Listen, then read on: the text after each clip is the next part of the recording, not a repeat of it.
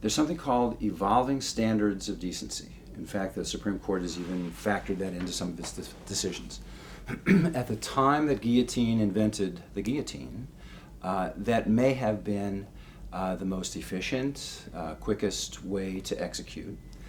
I don't think that as we progress through history, and I'll get into that a little bit more in a moment, as we progress through history, I think most of the methods that have evolved to take the life of a prisoner aren't meant so much for his comfort and safety as it is for the peace of mind of civil society. So as we've evolved from stoning in biblical days to now supposedly the most humane method is lethal injection, we're really doing it because polite society doesn't want to feel badly about killing somebody. The advantage of everybody in the community picking up a stone and literally stoning the condemned, throwing a rock at that person, was a couple of advantages.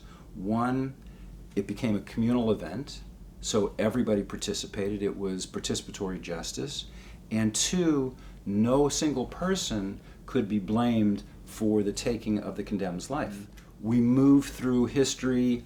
We have the rack, the guillotine, move from the guillotine to hanging. That's in a public space, just like the guillotine was. The idea behind at least making it visual was the deterrent factor that if other people saw this, they'd say, hey, I don't want to end up like that. And in the Dark Ages to the Middle Ages, the whole idea behind the hanging, the gallows, became a public event. It was meant to be a social event. People brought picnics. There was a morality play element to it. The condemned was marched in front of the assembled masses. At some point, she was to turn to the crowd and seek their forgiveness, so there was some redemption before he was finally executed, and everybody could go home happy. But again, this evolving sense of decency that society has, evolving community standards, we eventually, after 1936, we moved executions, public hangings, into prisons. So now they're no longer public events, they're very private events. Again, it's to protect the sensibilities of society, so that because people didn't want to watch other people die. Capital punishment, I believe, is emblematic of the worst of us.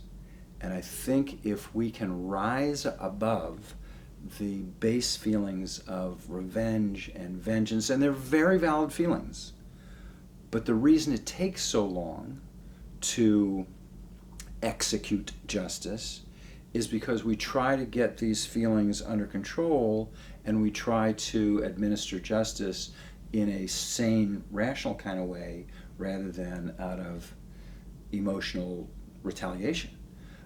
So I've been working on this because it's my way of trying to create a more enlightened society. That's the direction I'm going with. And I always get a chuckle when people say, wow, what you're working on is so timely.